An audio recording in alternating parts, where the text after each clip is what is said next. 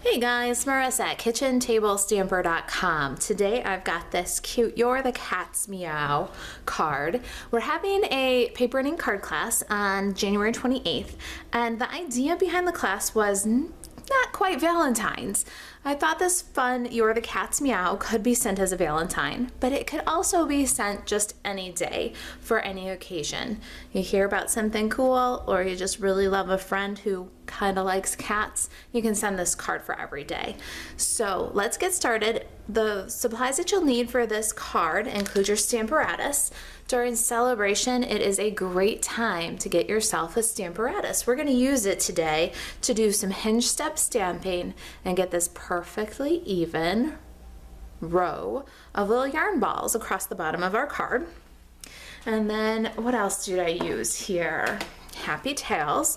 I've grabbed my photopolymer Happy Tails set. It's a 16-piece photopolymer stamp set. We're going to use the little collar on the Happy Tails. The nice part is Stampin' Up! Really thought about these stamp sets. 9 Lives, which we're going to get our cat from, and Happy Tails, and design them in ways that they can really work together. So we're going to use the collar on the cat from 9 Lives. We need our cat punch. This is from the annual catalog. It is still available. It's in the 2018-2019 annual catalog and coordinates with 9 Lives from the Occasions catalog. The 9 Lives is a 17-piece photopolymer stamp set. Happy Tails and 9 Lives are in the new Occasions catalog. We're going to use our cookie builder punch, cookie cutter builder punch for this tiny little heart. It's perfect to coordinate with the little collar, especially for the cat because of the scale. Do you see how we hang a little heart on the end of that collar? That's the cookie builder punch, cookie cutter builder punch. I've used my layering circles framelits. I've got a scallop circle here in the card kit. Let me show you. I believe it's the largest scallop circle, and we're just going to use a bit of it, about 12 scallops, to add a little detail on our card. So that's where the layering circles framelits come in.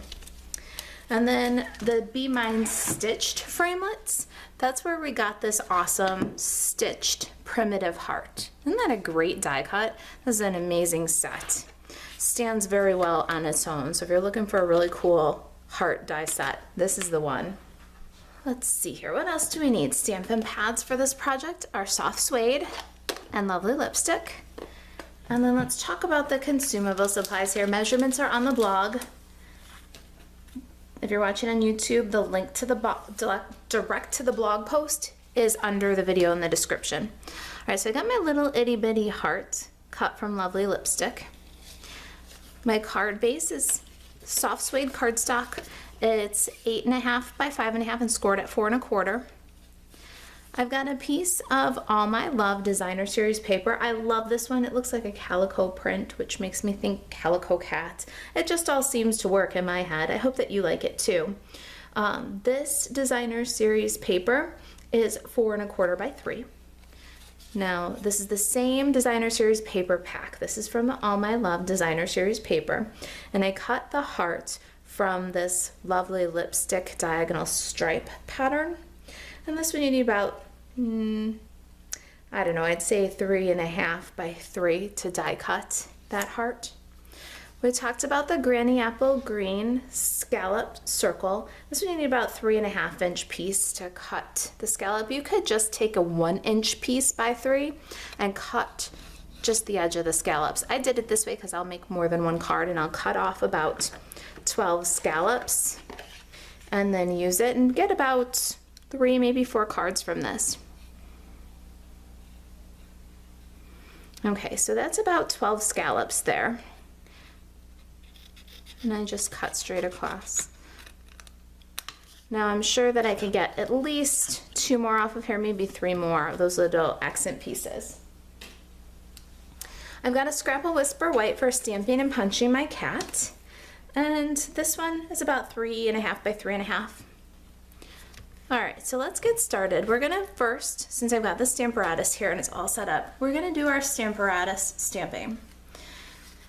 What you need for this particular project and to make this line up so that You start with the edge of the yarn ball off the card and end with it off the card in a similar position is your Stamparatus and a plate.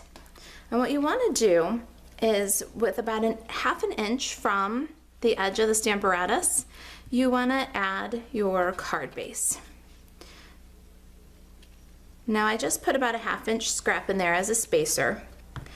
And then what you want to do, put your magnet so your card base doesn't move as you stamp. Then you want to place your little yarn ball where you want it to begin and end. Okay, so we want it about 3/8 to ½ of an inch from the bottom. And that's pretty important because we want our designer series paper to be framed equally. We want to make sure that our yarn ball isn't rolling on an uphill or a downhill. And when we've got the stamp where we want it to stamp so that it runs off the edge of the card, then we'll just lower the plate, pick up the stamp.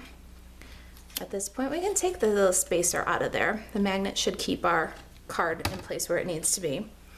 And then what we'll do is we'll ink our stamp with soft suede. I love this hinge step stamping. I am not good at stamping things in rows or in lines. I always am uphill or downhill. Stamps inked back into the hinges. I'm going to press and stamp, lift it up, take it out of, ink it up, and now when I put it back into the Stamparatus, I'm going to put it in one hinge over from where we started, so we got empty one, and then we start there. Now we're going to stamp again, pick it up, ink it up. Now we're going to put it in 2 hinges. See, we've got 2 empty ones and it's in the 3rd one. Stamp. And we're going to repeat all the way across the card. So one more time here. It's going to take 2 more hinges to get all the way across the card. So we were 2 hinges, now we want to go 3 hinges. 1, 2, 3. See the 3 open spaces? Stamp. And then our last little dude is going to go right off the edge and complete the pattern.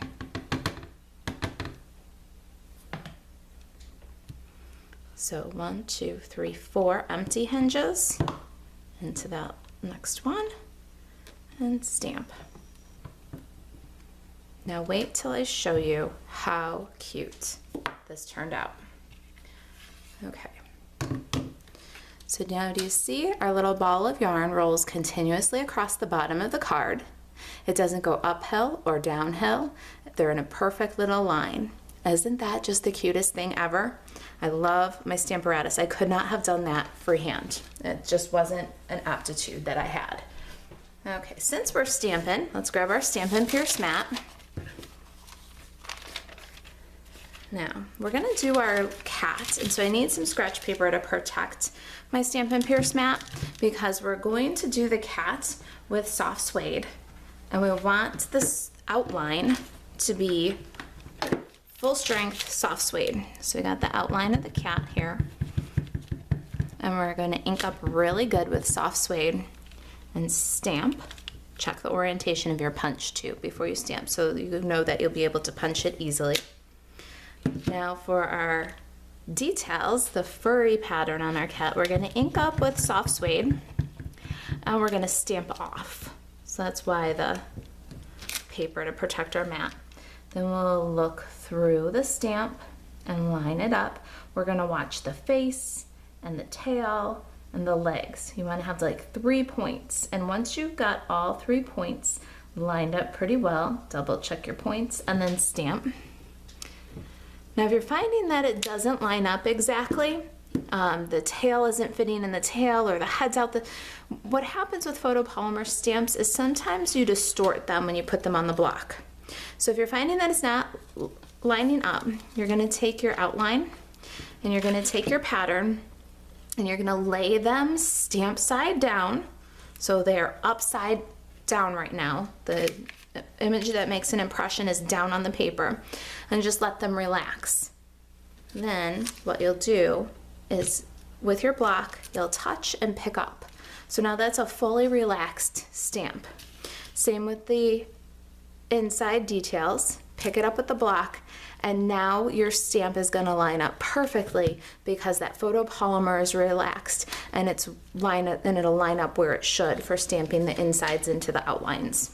All right? Okay, before we move on to lovely lipstick, we got a little bit of die cutting to do.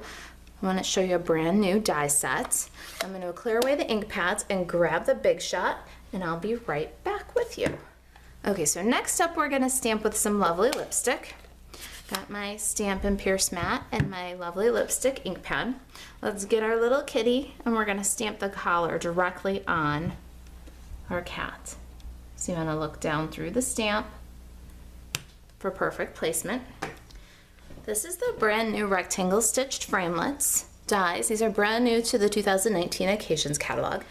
We're going to use this 3 1/8 by 1 13/16 stitched rectangle.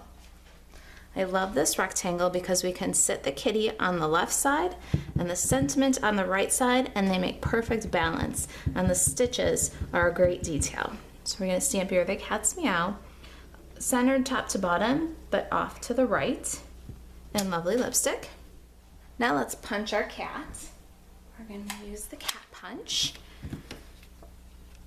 Slide that dude in there and line it up. I just love how easy Stampin' Up makes it with stamp sets and punches that coordinate. All right, we've done our stamping and punching. Now let's assemble this card. I think that's all that's left is some glue. So here's our card base with the little yarn balls stamped on it. We're gonna add our designer series paper now. And we're gonna add this designer series paper so that the top and the right-hand side have equal, about 1/4 inch border.